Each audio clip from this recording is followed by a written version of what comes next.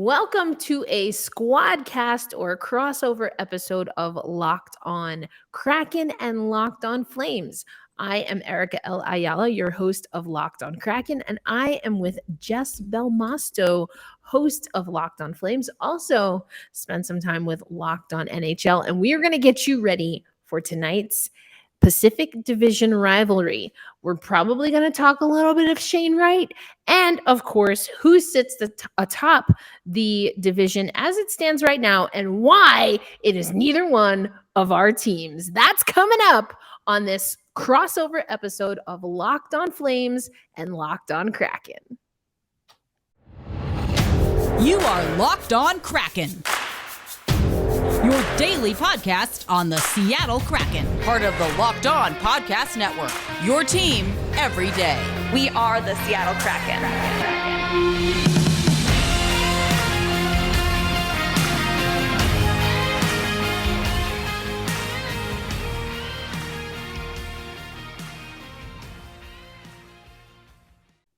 Thank you, as always, hockey fans, for making Locked On Flames and or Locked On Kraken your first listen of the day. With Jess Belmosto, I am Erica Ayala, your host of Locked On Kraken. It's a Tuesday. It's going up on a Tuesday or going down on a Tuesday. Jess, how you feeling? Feeling good. You know, it's nice to have some hockey back. Flames haven't played since Saturday, so it's been a few quiet days in my corner, and I'm ready to just jump back into it.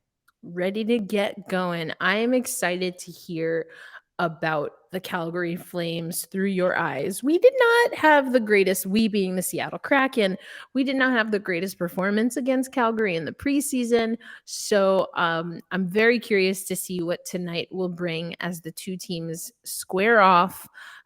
The Seattle Kraken will be on the road. It's a home game for you. So let's start with the home team. What do we need to know? Where is Calgary right now with their record? You said haven't played since Saturday, excuse me. Where are we in the standings league-wide and in the Pacific Division? Yeah, so right now the Flames are sitting at 5-2-0. They are third in the division behind Vegas and Edmonton, of course. And they are sitting fifth league-wide. And I don't really look at the league standings too much because, well, at least this early on, because it stresses me out a little bit. But seeing Winnipeg and Dallas ahead of the Flames makes me, at least in the Western Conference, makes me a little concerned. But we will definitely, fix that as time goes on. I think that every team has their start to the season, whether it's, shooting out of a rocket or it's slow or losing 7-6. It's fine. I think that, it's absolutely still too early to tell where teams will land or what their true ceiling for this season is. But right now, I would say I'm content. Okay. That's good. That's a good feeling.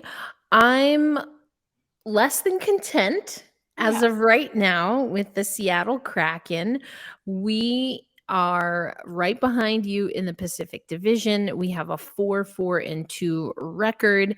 And if we look at the league standings, as you mentioned, in the Western Conference, Calgary up there. But if you look at where we stand league-wide, we're kind of middle of the pack. So you've got Calgary coming in at 11 overall, the Seattle Kraken sitting at 19. We were as low as, I believe, 22, 24 as of my last super duper rant. I think what's been difficult with the Seattle Kraken is that we're seeing some residual effects of last season when I called this team like the teenagers, right? Like they know what to do. In theory, they have the resources to at least at a rudimentary level, like blue collar style to do it. And yet They just aren't doing things. I mean, we're still seeing like really sloppy exits, zone exits. Dave Haxtell talked about that on Monday after practice. Just, hey, if we're playing solid defense, but then we can't transition that into offense, and then we go right back on defense, then, good on us for playing good defense, I guess, but then we can't be on defense the whole time, essentially. I mean, he didn't say it in that way because, Dave Haxtell is Dave. But that was what he was alluding to. And I couldn't agree more. It's things like that that are really frustrating about the Seattle Kraken. We also knew we were going to be without Chris Driedger. I know we talked about that in the off season. We've squad casted before. Yes. But now we learned yesterday on Monday that Philipp Grubauer is now week to week. At Oh first, no. yes, he had a fantastic game against his old team, Colorado, but had to get pulled from that game with an injury. And now he was day-to-day for a while, but now he, as at the start of this week, was listed as week to week. So we're expecting, per Dave Haxtell, our head coach, to have Martin Jones and Joey Daccord up from our AHL team, the Coachella Valley Firebirds. We have not seen Joey Daccord in net yet. If I had to guess, we're still going to see Martin Jones. But so it's been a little bit of that. And then, of course, also there's been the ongoing conversation with Kraken Nation about time on ice. And I'm sure we'll get to that. Yeah, I know it's kind of like a sore subject, and I don't want to like pour salt in the wound, but I think at the same time, like, we have to talk about it. Number one, what an upsetting situation to be in for Philipp Grubauer. Not Yes. even day to day. You're week to week. Week to week. Yeah. That's tough. brutal. Brutal. So we know he won't be seeing any time on ice. No.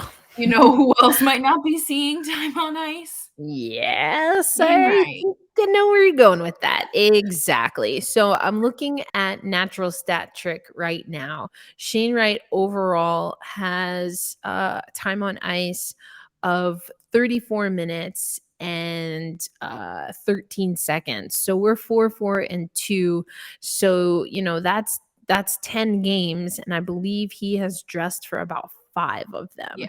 His average shift is let's see, for Shane Wright, average shift is 38 seconds. So he's not getting a lot of time. And I think there are a lot of people in Kraken Nation that are extremely frustrated by this. Hockey Night in Canada talked about it and was reporting that all parties are frustrated. But I talked about it on yesterday's show of Locked on Kraken.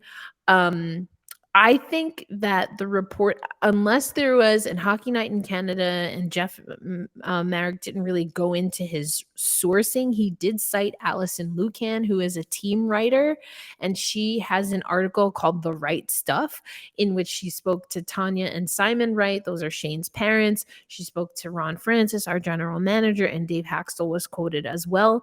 And Dave Haxtell and Ron Francis did allude to that he's getting about 6 minutes on average per game that he suits up for, and that's not ideal, and that we really want him to be more at 10 to 12. Dave Haxtell has been saying that a little bit more, and that's where the reporting kind of stopped. But if you look at Alison Lukan's article, including Shane's own parents, they say they have faith in the organization. Their organization is in constant communication with Shane Wright, and that they are trusting the process. The parents of Shane Wright, Tanya and Simon, have also talked about that they know he has a lot of development to do. There was this quote where his dad was saying, yeah, you hear about the shift between, kind of juniors and the NHL, and you hear about it and you're like, you kind of know about it, but then you see it and you're like, oh crap. He's like, yo, my son is playing with these guys. Like, are you kidding me?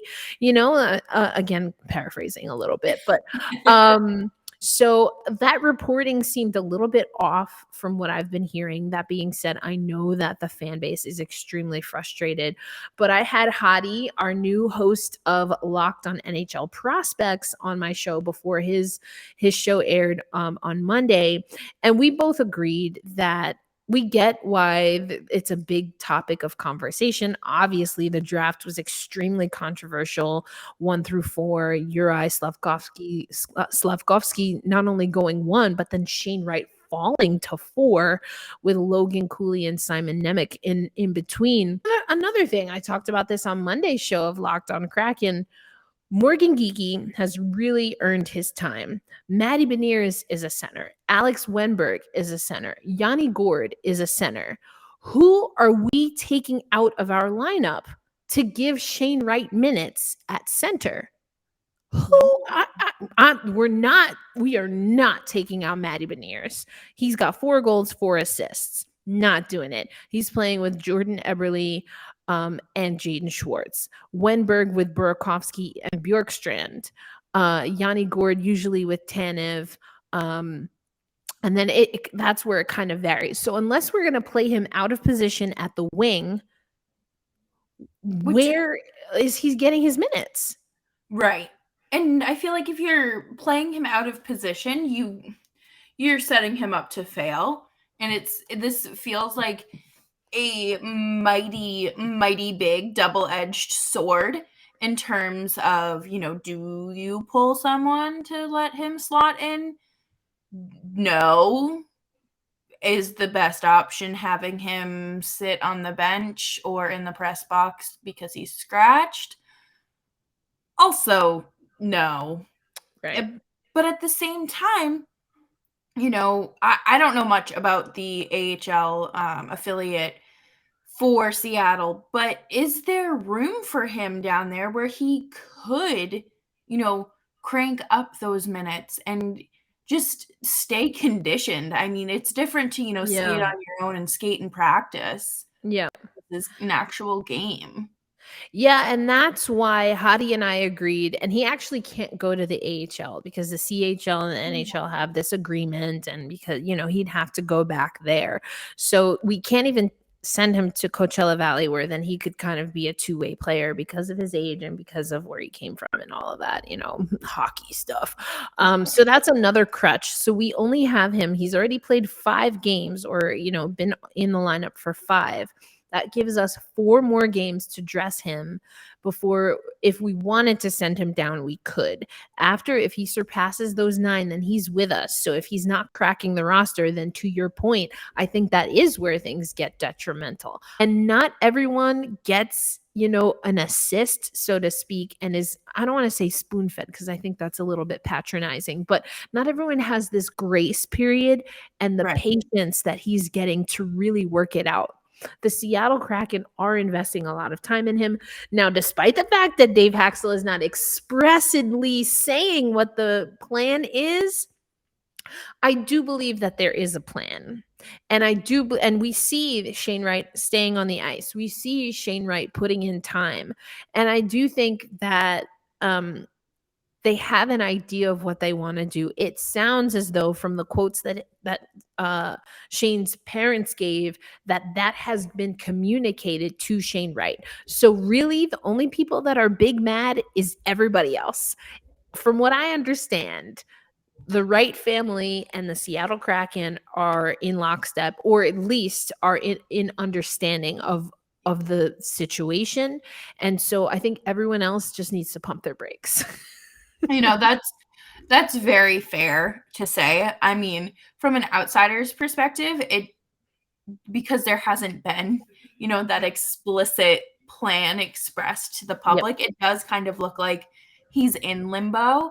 But, at the same time, I mentioned it on the national show today for Locked on NHL. Is there some sort of, not a bruised ego necessarily, but, like you said, humility? Like, was he taken down a few pegs? Because I certainly would be. Are you kidding me? Because I'm sure how else would you pump up your own tires at, 16, 17 years old and think so highly of yourself, I'm sure, and have all these professionals saying, you're going to go number one. Yeah. You're going to go number one. How does that feel? And then you don't. But I think you're right. And I don't think that's the worst thing. Again, I want to see Shane Wright cut his teeth in practice. What is this going to look like? There's also another great article that's up about Will Borgen and him talking about how he was in and out of the lineup, but everyone last season talked about how positive he was, to the point where teammates would go out of their way to talk about Will, even if they were asked about him or not. Yeah. I like that. And that's paid dividends for him. He has not missed a game. We've played 10 games. Will has been dressed for 10 games. And so can Shane Wright be that guy? Because that guy for us right now, as far as producing, in my opinion, is Matty Beniers. And Matty Beniers being that guy for us actually gives all of the other players on the Seattle Kraken the freedom to play their games. So I think there's a lot of potential. There's still a lot of frustration, especially on the defensive end. But coming up, Jess, I want to hear a little bit more about Calgary and what the Seattle Kraken need to game plan for. So we'll go into a little bit more of what to expect as these teams drop the puck tonight. Calgary Flames hosting the Seattle Kraken. But right now we have to tell everyone about Simply Safe. If you've thought about securing your home with home security but have been putting it off, you'll want to listen up. Right now, the Locked On NHL Network listeners can order the #1 rated Simply Safe home security system for 50% off. This is their biggest offer of the year, and you don't want to miss it. Here is what we have been hearing from users of Simply Safe. The holidays, we've got the holidays coming up. Everyone is traveling a lot, whether it's for Thanksgiving or the December holidays, and you definitely want to make sure that your things are secure when you're out of town, whether it's for just the night or an extended stay. And so Simply Safe can help you feel secure over the holidays because they have an advanced security system that will give you greater peace of mind. The effectiveness of the technology helps you feel extra supported by the Simply Safe team. Don't miss your chance to save big on the only security system that we here on Locked On NHL recommend. Get 50% off any new Simply Safe system at simplysafe.com/LockedOnNHL. And remember, there's no safe like Simply Safe. Speaking of things being safe, I can tell you what's not safe, and I wish would just simply be safe. And that's a Seattle Kraken lead. We sometimes have trouble keeping the lead. That's one of my sore points, but I want to hear what's working well with Calgary. You're above 500 team, and what are some of the things that you think can kind of put you in that danger zone where you have to start cleaning things up to secure the dub? Yeah. So, oh my gosh, the Flames, it's taken some time for them to kind of figure themselves out. We're still in this little finding ourselves phase, if you will. Obviously, there were 2 big departures over the summer, and the top line has not been the top line. It's hard to go from 340 goal scorers to not that. And, Elias Lindholm's getting situated and reacclimated with Tyler Toffoli on his right and Huberdeau on the left, which I think for him is good. I think having a player that is basically Johnny Gaudreau still on his left there. And I did have kind of some reservations about Toffoli being on that top line. I didn't know if he could do it. And he's taken some really good shots. He scored some goals, but today, or Monday at practice rather, they switched things up a little bit. Jonathan Huberdeau and Andrew Mangiapane were skating with Nazem Kadri on the top line, which is a big change. And then Milan Lucic, Elias Lindholm, and Tyler Toffoli are your second line. And there is no reason for Milan Lucic to be your top 6 player. A consistent top 6 player or a top 6 player in general in this organization. I think that Dylan Dubé is coming into his own, like fully taking that next step in his development this year. And to have him buried down on the third line feels like a true disservice to him. Wow. Yeah. Brutal. Yeah. Lines and the line combos was a super sore point for the Seattle Kraken last year. Mhm. I mean, some of that was with injury and COVID protocol, but never could kind of really figure out the secret sauce. We did have a lot of players playing out of position. Jared McCann, sometimes playing center, sometimes on a wing. Yanni Gourde also kind of playing that Swiss Army knife role.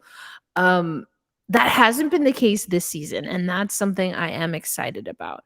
But you mentioned even as the lines are kind of switching up, and for those not watching on YouTube, we'll walk you through this, but we're on NHL.com taking a look at the head-to-head. And you mentioned Nazem Kadri. Now, that was someone I would have loved, especially since, our our rookie centerman's not getting any love, but Nazem Kadri is leading the team right now in points, has 6 points, and he has 3 goals.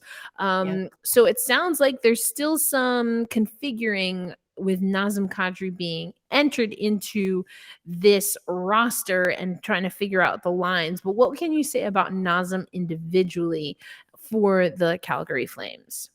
I think that this has to be one of the best free agent signings, probably in franchise history. And obviously, like Jacob Markstrom and Chris Tanev are ones that come to mind in recent years, but this right here feels like a game changer. The way, not only can he win, we know he has the ring, he has the credentials. I think that he is truly a Daryl Sutter, like he was born to be in a Daryl Sutter system. He is all over the ice in the best way possible, offensively, defensively. And I think that he is the 1C of this team. And that is not a knock to Elias Lindholm. I think that Elias Lindholm is great, but I do think that Kadri is that stronger, that oomph that this team and that top line needs. Now, is it going to be with Huberdeau and Mangiapane? I don't know. That's why you have practice. To figure it out. That's why you have. So, does your team actually practice? Because we cancel or make practice optional all the time. Oh, no. They had a brutal practice one day last week. And they actually all ended up staying later to keep working because they were like, oh, maybe we do need to get our act together. And oh boy.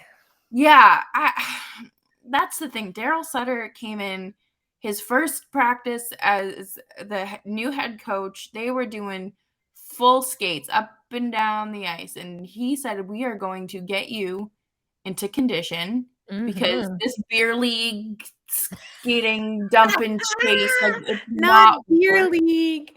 Yeah, no, my first season covering them was around the pause, like it started right before, and I could not watch. It was bad. Wow. But to see what this team has kind of transformed into with the new coach, new players, some really elite players, in my opinion, is just, it's something. And I think that it looks like Adam Ruzicka, who is a young centerman, will be playing. And he is one of my favorite, I guess, prospects or just young guys to watch. I don't know, something about his game I think is special. I like his speed. I like his style. And I don't know, this Dubé, Backlund, and Blake Coleman line is, again, potential to be a threat. Interesting. So you play your young guys and you have practice. Wow. Occasionally, we played the young guys. Okay, occasionally. Yeah. Okay, occasionally. We do so occasionally they make the roster, and by they I mean Shane Wright. But less than occasionally they actually skate. So Yeah. coming up next though, Jess, I those who listen to Locked on Kraken know I'm being completely facetious because we don't practice and it drives me up a wall. But coming up next on our squad cast, we're going to take it to some predictions. What do we think is going to happen? And then also we have some Premier Hockey Federation to talk about because we are mutuals on the WoHo women's hockey side of things. So that's coming up next on this Squadcast episode of Locked on Flames and Locked on Kraken. Thank you, as always, hockey fans, for making us your first listen of the day. Now, you know that we do post-game recaps. You can find that on Locked on NHL through our Game to Game, where we are giving you expert analysis on all the games of the night like only Locked on can. And then once you do that and you want to branch out beyond hockey, if you are so led, then you definitely want to know about Locked on Sports Today. Biggest news stories, sometimes even hockey stories. And that's how you can get all you need to know. We've got the NBA going on, NFL's going on, Major League Baseball's World Series time. Like there's so much going on, and we've got you covered on Locked on Sports Today. But today, our two teams, the Seattle Kraken for me over at Locked on Kraken and the Calgary Flames for you, we are going to drop the puck. It's going to be a good time. Predictions. How many goals do you think Calgary scores, and will it be enough to defeat the Kraken? You know, I'm going to say it's going to be a 3-2 win for the Flames. I just hope that it's enough. I hope that any goal that they score is enough to beat the Kraken. I mean, I think that this team has the potential to get the offense going. They need to. And Jacob Markstrom, if you're starting, I swear to God, you need to look like a starting goaltender. Thank you. Oh, Markstrom. I kind of gave Markstrom some stick taps when I did a little squad cast with Ann Kimmel. So I like your prediction here. We're back on NHL.com because goals for both teams is above 3 goals a game, and then goals against higher for the Seattle Kraken, but it's just below 3 goals a game given up by Calgary, the Seattle Kraken at 3.4 goals per game. So you're right in that sweet spot, 3-2, 3-3. But because that is the average, and because, as we say, there's always Kraken crap, because we can't curse on these podcasts, I think we're probably going to be closer to a 5-4 scoreline. You know, I try not to lie. I try not to lie on these things. And though I would love the score to be 5-4 in favor of Seattle, there's something that's making me think that Calgary might have the edge here. Now, Calgary coming in, I think we thought was going to be strides ahead of Seattle. And I think they probably still will be when it's all said and done. But right now, for the here and now, the Seattle Kraken coming off of a pretty strong win against Pittsburgh, I think that sounds great, right? The way that Seattle wins a 5-4 game against Calgary is if they stop with the Kraken crap and they learn how to be consistent. And also, once the Seattle Kraken learn how to be consistent and actually show us that they actually have systems, then also maybe we can put this Shane Wright TOI extravaganza and drama to bed, because as soon as the team gets more consistent, then we can get Shane Wright in the games more consistently. We find out who has bragging rights. We are going to talk about the Premier Hockey Federation. For those watching on YouTube, I have the schedule pulled up here. And what's amazing is that there are 7 teams in the league now, and we get to see all of them in action over the weekend. The season officially kicks off Saturday, November 7th, as the Minnesota Whitecaps take on the Toronto Six. Toronto will be hosting that game. And then we have the Connecticut Whale and the Boston Pride at Warrior Ice Arena. A banner will be raised. It is a rematch of the Isabel Cup final. I will be calling that game on ESPN Plus, so that's going to be a good one. But quickly, Jess, I know that you have some involvement with the Premier Hockey Federation, particularly with the Players Association this year. What are you most excited for when it comes to PHF hockey? I don't even know. There's so much to be excited about in terms of, just obviously the growth of the league. I'm really looking forward to the rivalry between Connecticut and Boston, especially because some of those Pride members found themselves in a new swimming pool, swimming down I-95. And I just think that, that opening weekend matchup is going to be so fun. And I am just, in terms of the Players Association, I'm really looking forward to being there for the players and, advocating for them. And honestly, just writing fun press releases. It's nice. I love, coming up with fun content ideas or having this random brain surge at 2:00 in the morning, grabbing my phone to write down a half coherent thought and then emailing it and being like, okay, we're bringing this to life. But let's do it. Love it.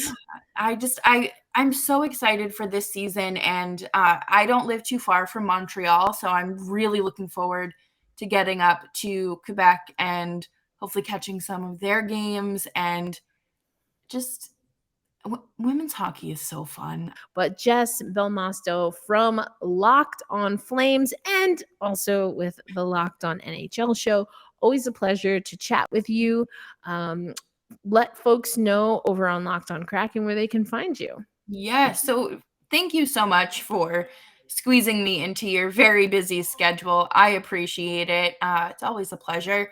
And Kraken fans, if you want to follow me and you enjoy chaotic tweets that might make sense, you can follow me on Twitter at Jess Belmosto and find the show wherever you find Locked on Kraken. And I actually have some really cool things coming up in terms of social media work for the show, because I have a producer, a very kind friend who has come on and offered to help, Nick Zararis. And you can follow the Twitter feed at LO_FlamesPod and then the Instagram Locked on Flames.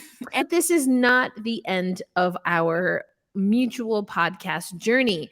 We tonight, when the puck drops, will be opening up a live watch party on a platform called Playback. For those who are watching on YouTube, apologies for the Flames fans, but this is very much so a Kraken specific graphic. But it is our Locked on Kraken watch party. We are doing that in conjunction with Locked on Flames. You can join us on Playback. Check the show notes for the link. Playback is a free platform. All you have to do is sign up, and then you give your credentials for any of your streaming services or whatnot. You will be able to watch the game with us. We'll all be watching the same stream in real time. Jess and I will be on the stage. There'll be a chat where you can interact with us, ask us questions. We'll be watching the game live with our little snacky snacks and our drinky drinks, and hopefully helping each other stay awake for this Pacific time puck drop. Yes. Between the Flames and the Kraken. So I'm excited, Jess, to have you join for a Playback watch party. When you asked me, I was like, I want to say yes so bad. Then I was like, I like to sleep. And I was like, wait, I have post-game work I need to do. I'll be there. So we will be hosting on the Black Rosie Media Playback. Again, it's free to sign up. Just use the link Black Rosie Media 1 Playback. twitch.tv/Black Rosie Media 1. And that is how you can join our watch party. Even if you don't sign up with your cable or streaming provider, you can still join us in the chat.